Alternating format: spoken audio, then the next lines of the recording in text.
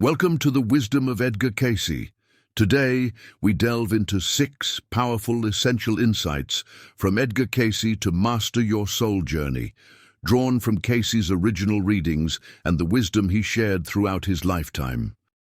Edgar Cayce is often called the sleeping prophet, a man who, while in a self-induced trance, delivered more than 14,000 readings that touched on health, dreams, past lives, spiritual growth, and the very fabric of the universe. He had only a modest education, yet when asleep, he spoke with clarity and depth that stunned doctors, scholars, and seekers alike. What makes him so fascinating is not just the information he gave, but the way his insights continue to shape the way we think about the soul, healing, and our purpose in life. Cayce was a man of contradictions, a devout Christian who spoke of reincarnation, a humble photographer who became a channel for profound wisdom, and a reluctant prophet who insisted that anyone could access the same truths through prayer, meditation, and living with integrity. His readings were never meant to be abstract philosophy. They were practical, guiding ordinary people in how to heal their bodies, mend relationships, understand their dreams, and discover their soul's purpose. Cayce's insights are living truths that show you how to understand your soul's past, shape your present, and transform your future. These essential insights can help you master your soul journey, guiding you toward purpose, healing, and a deeper connection with the divine. So let's dive in. Edgar Cayce's 6 powerful essential insights, curated and presented by Wisdom Matrix 1111. Insight 1. The Akashic Records, the Book of Life. Imagine that every thought you've ever had, every action you've ever taken, and every intention you've ever held has been recorded somewhere, not in a notebook or on a computer, but in a vast, invisible library of the universe.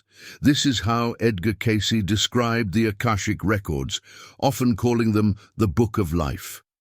According to Cayce, the records are not just a memory bank of the past. They are a living, dynamic field of consciousness that holds the story of every soul, where you've been, where you are, and the many possible directions you could take in the future. In other words, they are both a history and a map of the soul. Cayce explained that the word Akashic comes from Akasha, a Sanskrit term that refers to the subtle, unseen substance of the universe, a kind of spiritual ether that stores impressions. Within this field, nothing is ever truly lost. Every choice, every hidden motive, and even the emotions behind your actions are woven into your personal record. But how are these records accessed? Cayce believed that anyone can touch them, not just through mystical visions, but also in simple, everyday ways. Dreams are one doorway. Sometimes a recurring dream or a vivid scene that feels strangely familiar is not just imagination, but a glimpse into your soul's history. Intuition is another pathway. That sudden knowing or gut feeling that seems to come from nowhere can often be the voice of your deeper self, echoing out of the records. And then, through meditation or altered states of awareness, one can reach into this great archive with greater clarity. Cayce himself accessed the records while in a self-induced trance. He would lie down, close his eyes, and allow his consciousness to lift beyond the physical. In this state, he claimed to read the soul story as if it were written in the Book of Life. He would describe past incarnations, present challenges, and future potentials, but always emphasized that the future was not fixed. The records revealed tendencies, not unchangeable destinies, because free will is always in play. In several readings, Cayce vividly described the Akashic Records as God's Book of Remembrance. He spoke of seeing a living scroll of time, written not in ink, but in energy and vibration. For him, every action, thought, and intention created an imprint there. One of Cayce's most remarkable demonstrations came early on, when he gave a reading for someone he had never met and knew nothing about. In trance, he accessed what he called the records of the soul, and described precise details about the person's childhood, struggles, and even inner conflicts. Later, the individual confirmed the astonishing accuracy. This was one of the first times Cayce realized that the Akashic Records weren't symbolic, they were tangible reservoirs of truth. Cayce reported that in some readings, he wasn't just accessing the records alone, he was guided by luminous beings who acted almost like record keepers. These presences seemed to help him interpret what he saw, ensuring that the information he relayed was not only factual, but also helpful for spiritual growth. What makes the Akashic Records so profound in Cayce's teaching is their purpose. They are not there to satisfy curiosity about who you were in a past life or to indulge in predictions of the future. Instead, they exist to help you grow. They show you patterns, strengths to build upon, weaknesses to overcome, and lessons that keep repeating until you learn them. When you begin to sense or even partially access your records, you're not just uncovering information, you're holding a mirror to your soul. So the Akashic Records, as Cayce described them, are more than a mystical archive. They are a compassionate guide. They whisper, here is what you've carried with you, here is what you're capable of, and here are the paths ahead of you. Now choose wisely. Insight 2. Reincarnation and Karma. For Edgar Cayce, life was never a single chapter. It was a long, unfolding story, with each lifetime being one page in the book of the soul. Birth in the physical is death in the spiritual. Death in the physical is birth in the spiritual. He taught that reincarnation is the natural process of growth. The soul returning again and again to the physical world, each time to learn, to refine, and to move a little closer to its highest potential. And destiny or karma depends upon what the soul has done about what it has become aware of. In Cayce's readings, reincarnation was not just a theory or a borrowed Eastern philosophy. It was something he claimed to see in the Akashic Records. When people asked him about their struggles, their illnesses, or even their unusual talents, he would often trace these patterns back to earlier lives. A phobia in the present might be the echo of a traumatic event in a previous incarnation. A gift for music or healing might be the result of years of practice carried forward from another lifetime. Nothing is wasted. All experience is gathered by the soul. In countless readings, Cayce traced people's current struggles, whether illness, poverty, or relationship conflict, back to decisions and actions from past lives. For example, in one reading, he revealed that a woman's chronic throat condition stemmed from a lifetime where she misused her voice to harm others. Healing, he explained, required not just physical remedies, but spiritual forgiveness and positive speech in this life. Cayce's own readings occasionally unveiled his past incarnations. One notable revelation was that he had once lived as Ra-Ta, an Egyptian high priest around 10,000 BC. In that life, he was deeply involved in temple healing work, blending spiritual and practical knowledge. This connection explained why healing and spiritual service felt so natural and urgent in his present incarnation. But what about karma? Cayce's view was different from the harsh, punishing picture many imagine. For him, karma was not about judgment or divine punishment. It was simply the law of cause and effect playing out across lifetimes. Every action, every choice, sets something in motion. If you act out of love, that love ripples forward and shapes future conditions. If you act out of selfishness or cruelty, those seeds too will eventually bear fruit. Yet Cayce emphasized that karma is not a prison. It is an opportunity. If you made mistakes in the past, and who hasn't, life will bring you the circumstances to face them again, this time with the chance to choose differently. Karma, then, is the soul's teacher, giving you another shot at growth. Cayce emphasized through stories that karma wasn't about retribution, but about balance and growth. For instance, he once read for a man struggling financially despite being hard-working and honest. Cayce traced this back to a lifetime of selfish wealth hoarding. In this life, the man was meant to learn generosity and humility. The reading gave the man a sense of purpose in his struggles, helping him transform frustration into an opportunity for soul growth. The records may show your tendencies, your unresolved debts, or the relationships you've carried across time, but the choice of how you respond is always yours.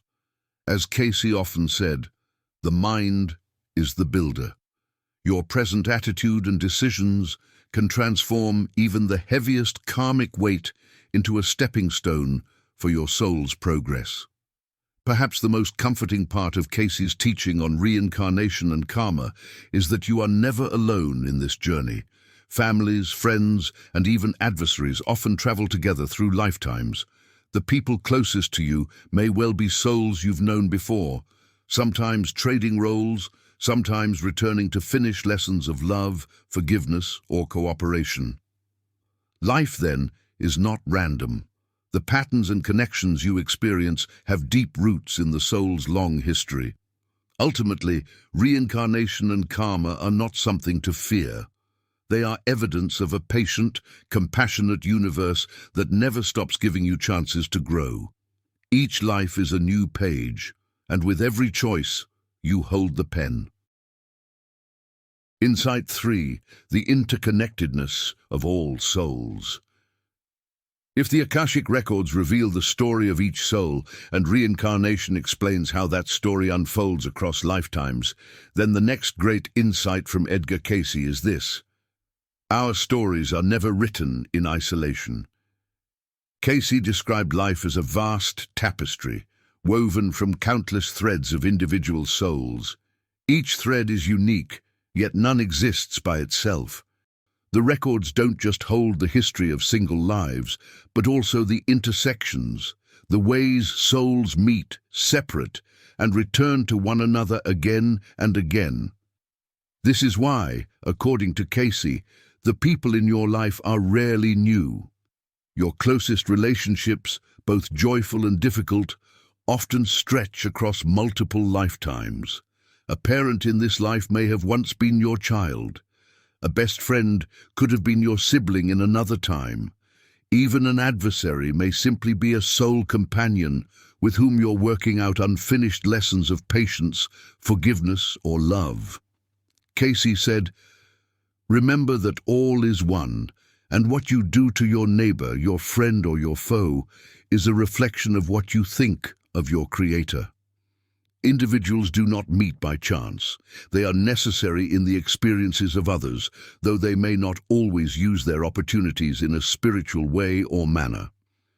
Cayce's readings repeatedly emphasized that these connections are not accidental. They are guided by what he called soul groups, clusters of spirits who incarnate together, supporting one another's growth. Sometimes that support comes through harmony, sometimes through challenge, but always with a deeper purpose. What makes this teaching so profound is its reminder of our responsibility toward each other. If our lives are intertwined, then every choice we make not only shapes our own path, but also affects those around us. A moment of kindness ripples far beyond what we see. An act of selfishness doesn't just weigh on our own soul, it can create waves that touch others in ways we may not recognize until much later, perhaps even in another lifetime. This interconnectedness also explains the mysterious feeling of déjà vu, or the instant bond you feel with someone you've just met. Cayce would say you are simply remembering, brushing against a familiar soul with whom you've shared another page of the story. Cayce often explained that family ties extend beyond one lifetime. In one case, he revealed that a child who constantly clashed with her mother had been the mother's parent in a past incarnation. Their souls had returned together to learn patience and forgiveness, reversing roles to balance past dynamics.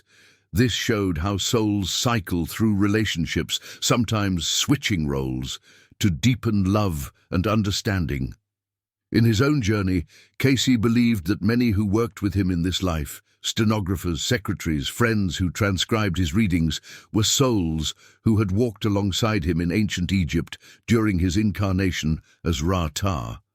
Their draw toward one another wasn't coincidence. It was the natural pull of souls with a shared mission reuniting across time. Cayce also linked world events to collective soul learning.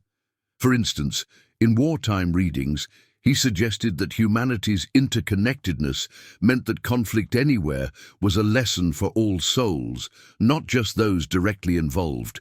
Struggles like war or economic collapse carried karmic lessons that humanity as a whole needed to confront and transform.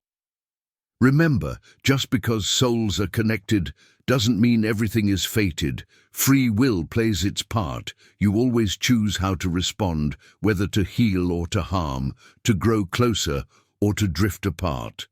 The records hold the patterns, but the living of them is in your hands. Ultimately, Cayce's vision of interconnected souls lifts life out of isolation and randomness. It tells us that we belong to something larger, a spiritual family that transcends time and space.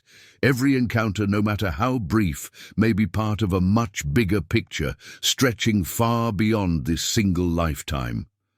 So when you look at those in your life, friends, family, even strangers who cross your path, remember Cayce's insight. You are not meeting them for the first time. You are weaving your thread into theirs once more, adding to the tapestry that binds all souls together. Insight 4.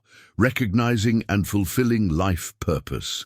According to Edgar Cayce, each soul in entering the material experience does so for those purposes of advancement towards that awareness of being.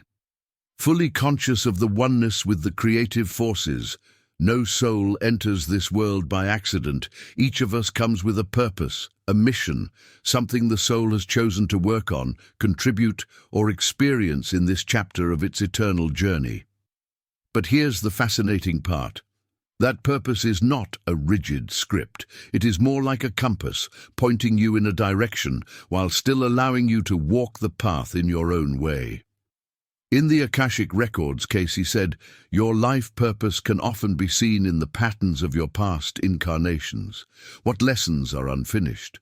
What qualities are you here to refine? What gifts have you brought with you to share with the world? All of these threads come together to form a picture of why you are here now. But Cayce never described purpose as something mysterious or unreachable. In fact, he often told people to look for it in the ordinary flow of daily life. Purpose is revealed in the things that stir your heart, the talents that come naturally, and the opportunities to serve those around you. For him, the simplest question was often the most powerful. What can I do for others? Because purpose, in Cayce's vision, was always tied to contribution, how your growth could uplift the lives of others, not just your own. And yet, he stressed the power of free will. Even if the records show a soul's intentions, you choose whether to live them out or not. You can ignore the compass, wander in circles, or even resist the very lessons you came to learn. But the more you align with that inner call, the tug of the soul's longing, the more life begins to feel like it fits, as if you've stepped into the current of something larger than yourself.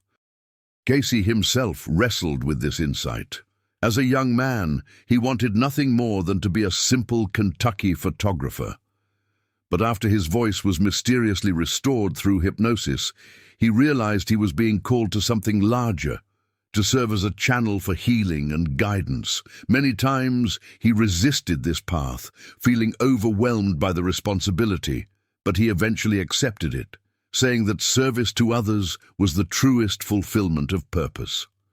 His own life embodied the principle that your calling may not match your comfort zone, but following it brings meaning. Cayce's readings often revealed life purposes hidden behind ordinary work. For example, to a man confused about his career, Cayce explained that his true purpose wasn't about the job title, but about how he could bring honesty, encouragement, and upliftment into whatever work he chose. Your soul's purpose isn't always a grand mission, but often about how you live day to day. One striking reading described a woman who felt her life was meaningless. Cayce told her she was meant to bring comfort to others through simple acts of kindness and encouragement. Her soul's purpose was to be a steady light in her community. This shows that purpose is not always about fame or achievement. Sometimes it's about quiet but powerful service. Cayce always emphasized that while the Akashic Records might show the soul's intentions, free will determines whether those intentions become reality. In countless readings, he reminded seekers that they were not locked into destiny. Even if a purpose was clear, choosing to act upon it was essential. He often used the phrase, "Know thyself, and to thine own self be true," underscoring that recognizing purpose is only half the journey. Living it requires daily choices. Many of Cayce's readings offered people practical guidance. Be patient, forgive, serve in small ways. Sometimes the purpose wasn't about grand achievements, but about cultivating qualities of character. A person might think their mission is to change the world, when in truth, their soul's deeper work is to learn compassion in a family relationship or patience in the face of hardship. Recognizing your life purpose, then, isn't about uncovering a single secret destiny. It's about tuning into the quiet wisdom of your soul, listening to your inner nudges, and noticing where your unique strengths meet the world's needs. Fulfillment comes not when you chase after purpose like a hidden treasure, but when you live each day with intention, love, and service. Cayce's message was simple yet profound. The purpose of the heart is to know yourself, to be yourself, and yet one with God. You are here for a reason. Your presence matters. And when you choose to walk in harmony with the deeper call of your soul, you not only transform your own life, you become a light to others, helping them recognize their purpose too. Know that it is not all just to live, not all just to be good, but good for something, that ye may fulfill that purpose for which you have entered this experience. Moving on to Insight 5, Soul Development and Spiritual Growth. If the Akashic Records are the library of the soul, and reincarnation and life purpose explain how our stories unfold, then this next insight is about the greater meaning behind it all. For Edgar Cayce, the ultimate goal of life was soul development, the gradual awakening of the divine spark within us until it shines in its fullness. Cayce often reminded people that we are not bodies who happen to have souls. We are souls who happen to be passing through bodies. The material world, in his view, is a school. Every circumstance, whether joyful or painful, is a lesson designed to help the soul grow. And what are we growing into? Qualities like patience, forgiveness, kindness, creativity, and above all, love. These are the true markers of progress, far more important than wealth, fame, or worldly success. Interestingly, Cayce described soul development as both personal and universal. On the one hand, each soul has its own lessons, its unique weaknesses to overcome, and strengths to refine. On the other hand, all souls are moving toward the same destination, greater unity with the divine, and greater capacity to express love in its purest form. The soul seeks growth, as truth, as life, as light is in itself. God is, and so is life, light, truth, hope, love. And those that abide in same grow. Those that abide in the shadow of the night, or the conditions that become or make for the fruits of these, do not grow. One of his most repeated ideas was this: mind is the builder. What you think about, dwell upon, and give energy to becomes the shape of your soul. Negative thoughts create barriers, while constructive thoughts and loving intentions shape the soul into something more expansive and radiant. In this way, spiritual growth is not abstract. It happens moment by moment through the attitudes we hold and the choices we make. Cayce also emphasized that growth is often disguised as challenge. Difficult relationships, health struggles, financial trials. These are not punishments, but opportunities for the soul to develop strength, compassion, or resilience. As he said, trials are that which shows us what we are. When seen from this perspective, hardships lose some of their sting because they are revealed as stepping stones rather than stumbling blocks. Cayce's personal struggle with his gift was itself a lesson in soul growth. At first, he resisted giving readings, fearing ridicule and misunderstanding. But over time, he realized that resisting what was given to him only caused inner conflict. His growth came through surrender, learning that accepting responsibility for one's unique path is part of the soul's maturation. Many of Cayce's clients were told that the very challenges they faced, illnesses, financial hardships, broken relationships, were opportunities for growth, not punishments. In one reading, Cayce said, "Each trial is a stepping stone if the lesson is learned." He encouraged people to look at difficulties as mirrors showing where the soul needed patience, compassion, or forgiveness. Cayce frequently reminded seekers that spiritual growth is not about how much you know, but how much you apply.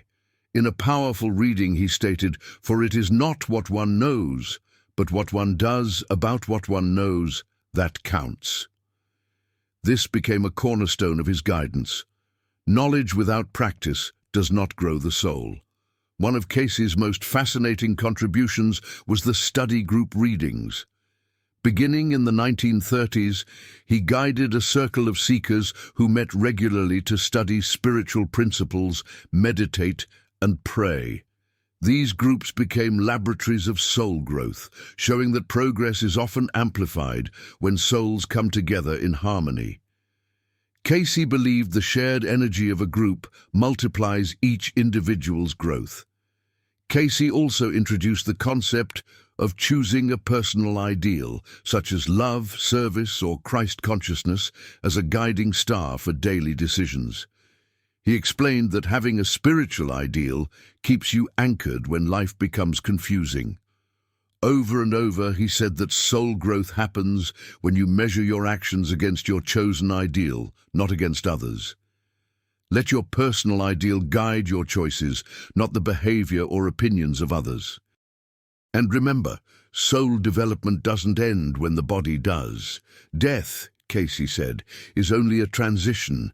The lessons continue, the growth continues, and the records continue to keep account of what has been learned.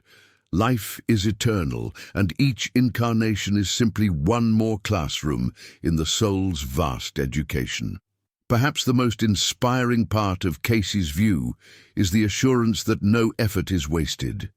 Every act of kindness, every moment of forgiveness, every small victory over selfishness contributes to the unfolding beauty of your soul. You may not see the results immediately, but in the larger story, every choice matters.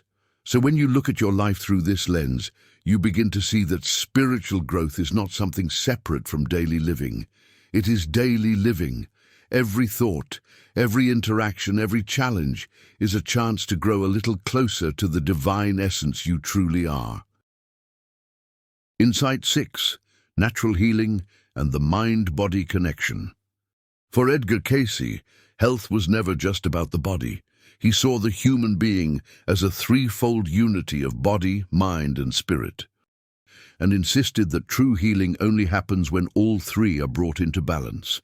His readings on natural healing became some of the most famous and practical parts of his legacy because they offered a vision of wellness that was both holistic and deeply personal. He stated, "Know that all healing forces are within, not without. The applications from without are merely to create within a coordinating mental and spiritual force." Cayce often reminded people, the spirit is life, the mind is the builder, and the physical is the result.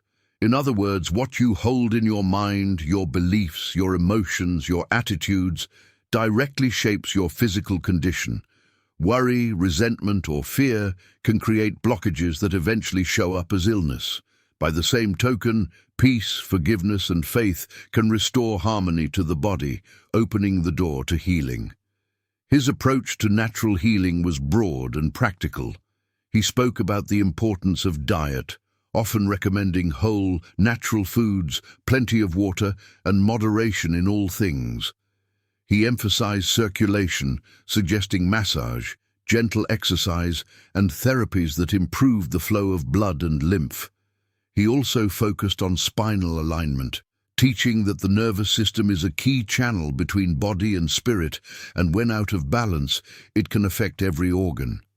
But what made Cayce's teachings unique was how he combined these physical suggestions with spiritual practices. He encouraged prayer, meditation, and forgiveness as essential parts of healing. He saw illness not as an enemy, but as a signal, the body's way of saying something deeper needed attention. In this sense, every symptom was an invitation to look inward and ask, what is out of harmony in my life?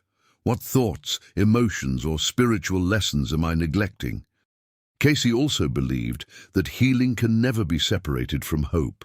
When people believed in the possibility of wellness, when they held a vision of themselves whole, vibrant, and at peace, that belief itself began to unlock the body's natural healing powers. In many ways, his message foreshadowed what modern science is now confirming, that the mind and emotions play a profound role in health. As a young man, Cayce suffered a mysterious paralysis of his vocal cords, leaving him nearly mute for months. Through a hypnotic state, he was able to diagnose his own condition and prescribe the remedy, circulation adjustments, and suggestions that restored his voice. This personal healing was the seed that grew into his lifelong service as a medical clairvoyant. It showed him firsthand that the mind can unlock the body's capacity to heal. Thousands came to Cayce when conventional medicine had failed. One striking case was a 5-year-old girl suffering from blindness due to advanced cataracts. Cayce suggested a series of osteopathic adjustments, a special diet, and spiritual prayer treatments. Over time, her sight partially returned, a result that stunned her physicians. This case highlighted Cayce's belief that healing must address circulation, elimination, assimilation, and relaxation as core processes of the body. Cayce often emphasized that healing is as much about mindset as medicine. In one case, he told a woman battling chronic illness that bitterness and resentment were blocking her healing. When she embraced forgiveness and hope, her symptoms improved dramatically. Cayce's lesson: a healthy spirit invites a healthy body. Cayce prescribed remedies drawn from nature like castor oil packs, herbal tonics, massage, hydrotherapy, and spinal adjustments. Many of these have become staples in holistic health circles today. He believed the body is designed to heal itself if supported properly, and natural therapies gently awaken that process. Cayce also insisted that healing could be magnified by collective spiritual effort. He often urged families and friends to pray together for the sick, explaining that the vibrations of many souls focused in love could shift the body's energy field. For him, healing was not just mechanical but spiritual, a union of faith, love, and natural methods. In one reading, he stated, "Healing of the physical without the change in the mental and spiritual aspects brings little real help to the individual in the end." How true, because the mind and the body imprint and imitate each other. What we think, we become. What we become, we think. And while not every illness may vanish overnight, Cayce emphasized that healing is always possible on some level. Even when the body cannot fully recover, the mind and spirit can find peace, acceptance, and a deeper connection to the divine. That, too, is healing. So Cayce's teaching on natural healing wasn't just a list of remedies. It was a call to live in harmony with your body, with your thoughts, with your spirit, and with the divine source of life itself. When you begin to see health in this way, you realize it's not just about treating illness, it's about cultivating balance, wholeness, and the joyful awareness that your body is the temple of your soul. So there you have it, 6 powerful insights from the life and work of Edgar Cayce, the man often called the sleeping prophet. From the eternal library of the Akashic Records to the mysteries of reincarnation and karma, from the interconnectedness of all souls to the importance of discovering your true life purpose, from the journey of soul development to the healing power of the mind and spirit, Cayce's wisdom forms a map for living with greater awareness, compassion, and courage. What stands out in his message is that you are not a passive traveler in this life. You are an active co-creator. Every choice you make shapes not only your own path, but ripples outward into the lives of others, across time itself. Your struggles, your longings, your moments of joy and sorrow, none of it is wasted. All of it contributes to the evolution of your soul. Cayce's insights remind you that healing is not limited to the body, but is also the mending of the spirit, the harmonizing of the mind, and the awakening of the soul. They invite you to look deeper within, to trust your inner guidance, and to remember that you carry within you a spark of the eternal. So perhaps the question is no longer, what will life bring me? But rather, what will I bring to life? Each day is a new page in your personal record, written not by chance, but by awareness, intention, and love. If you take anything from Cayce's teachings, let it be this: you are more than your present struggles, more than your past mistakes, more than your fleeting doubts. You are a soul on an infinite journey of becoming. And with every choice, every moment of compassion, every step toward your true purpose, you are writing the destiny of that soul. All these insights flow into a single current. Your life is bigger than it seems. You are connected to others across time, guided by unseen forces, called to a purpose only you can fulfill, and gifted with the power to heal and evolve. The wisdom of Edgar Cayce isn't meant to stay on the page, it's meant to be lived. When you bring these insights into your daily choices, you step into harmony with your soul's path. Embrace this wisdom, lead your life from the soul outward, and remember, your life is sacred, your soul eternal, and your potential expands as your soul evolves. Thank you for tuning in to Wisdom Matrix 1111. I'd love to hear your thoughts in the comments. Which of Cayce's insights touched you the most? What you share might just inspire someone else on their own journey. If you found value in this video, please give it a like, and don't forget to subscribe if you haven't already. Thank you so much for your support. Until next time, may you walk in harmony with your soul's purpose, and may every step help you master your soul journey. Peace.